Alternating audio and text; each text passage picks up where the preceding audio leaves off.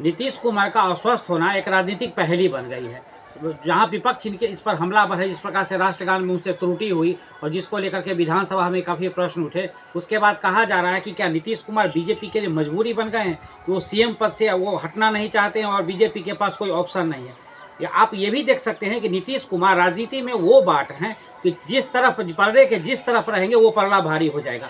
शायद बीजेपी अपनी मजबूरी समझती है, इसीलिए नीतीश कुमार उनकी मजबूरी बने हुए हैं। अब आप देखेंगे कि जिस प्रकार से राबड़ी देवी ने कहा अपने बेटे का नाम की जगह उन्होंने निशांत का नाम लिया। नीतीश कुमार को अपने बेटे को राजनीति में लाना चाहिए था और निशांत को गद्दी सौंप देनी चाहिए। ये एक विपक्ष की बड़ी चाल है, ताकि वो चाहती है कि किसी न किसी प्रकार से बीजेपी और नीतीश में दरार पड़े। जिस प्रकार से बीजेपी दीर्घकालीन राजनीति करते हुए नीतीश कुमार पर अभी बिल्कुल चुप्पी साधे हुए है। विपक्ष इतना हमलावर है, लेकिन बीजेपी इसका कोई जवाब नहीं दे रही है, बल्कि उनका बचाव कर रही है। अब आप इसमें देखेंगे कि नीतीश कुमार जिस प्रकार से उनके स्वास्थ्य को लेकर के कई जगह चर्चा होती है, जिस प्रकार मुख्य सचिव ने उनको राष्ट्रगान के समय चेताया, लेकिन फिर उनको समझ में नहीं आया।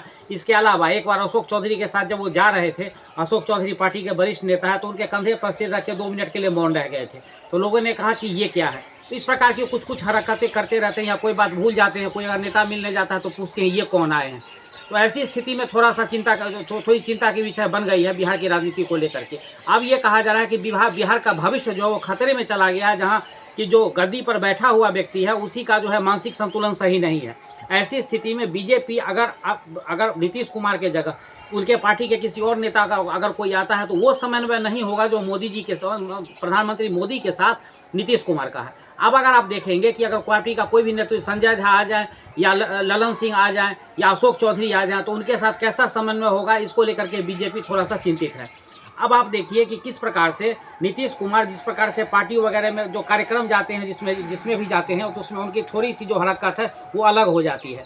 अब अगर आप देखेंगे तो नीतीश कुमार जिस प्रकार से उनके बयानबाजी होते हैं संसद भवन में, जिस प्रकार से उन्होंने कुछ विधानसभा में जिस प्रकार से उन्होंने विधानसभा में जिस प्रकार से उन्होंने कुछ बयान दिए हैं, उसको लेकर के खासे चर्चा हो गई। खास करके राबड़ी देवी के साथ जब उनका सवाल जवाब हो रहा था, तो उन्होंने उन पर निजी हमले करने शुरू कर दिए थे, जो ऐसा नीतीश कुमार के स्वभाव में नहीं माना जाता था कि विधानसभा में किसी पर निजी हमले करे।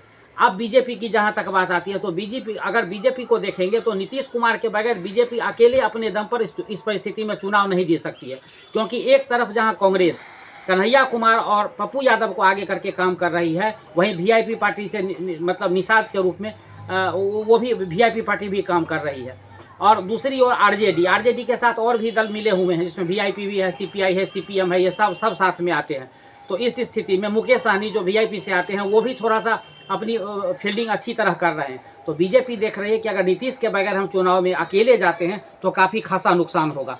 इस स्थिति में बीजेपी के लिए नीतीश कुमार के बगैर चुनाव लड़ना संभव नहीं है। इसीलिए शायद बीजेपी बिल्कुल मौन है और किसी भी प्रकार की इस पर कोई बयानबाजी नहीं कर रही है। अब जहाँ तक निशांत की बात आई, तो जिस प्रकार राजनीति में चिराग पासवान हो या अखिलेश यादव की बात करें या तेजस्वी यादव, लालू के सेहत खराब होने से पहले तेजस्वी यादव की एंट्री पार्टी में हो गई थी, पार्टी के फैसले में शामिल होने लगे थे।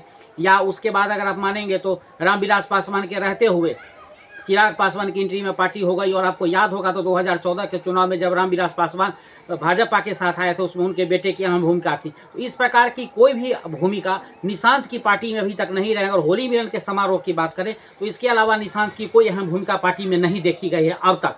पार्टी के वरिष्ठ नेता जय कुमार सिंह ने जरूर कहा है इनकी एंट्री हो गई है, लेकिन किसी भी जिम्मेदारी में अभी उनको किसी प्रकार की जिम्मेदारी से उनको नवाजा नहीं गया है। तो इस स्थिति में अगर आप देखते हैं तो नीतीश कुमार कहीं ना कहीं नीतीश कुमार के लिए बैकफुट पर या जदयू बैकफुट पर है, जिस प्रकार से विपक्ष हमलावर है। लेकिन भाजपा हर तरह से उनका सहयोग कर रही है, क्योंकि भाजपा देख रही है कि अगर नीतीश कुमार के साथ अगर कुछ भी गलत होता है या उनके स्वास्थ्य को लेकर के या पार्टी अगर विपक्ष ज़्यादा हमलावर होती है, तो ये आने वाले चुनाव के लिए उनको घाटे का सौदा होगा। लेकिन नीतीश कुमार को कम आंकना, विपक्ष ये भी जानती है कि नीतीश कुमार पर अगर हमलावर होते हैं और उनको अगर टारगेट करते हैं, तो जिस प्रकार से उनका लड़कियों के बीच में, महिलाओं के बीच में, लड़की को खास करके शिक्षा के क्षेत्र में बिहार में प्रोत्साहन देना, उनको साइकिल जैसी योजनाओं से जोड़ना, छात्रवृत्ति से जोड़ना, पोशाक से जोड़ना, ऐसी सुविधाएं कई प्रकार की नीतीश कुमार की देन है बिहार में। तो इस तरह देखेंगे तो नीतीश कुमार की अभी भी लोकप्रियता में कमी वैसी नहीं आई है जैसा लोग आकलन करते हैं। इसीलिए शायद बीजेपी के लिए मजबूरी बन चुके हैं नीतीश कुमार, जरूरी भी और मजबूरी भी।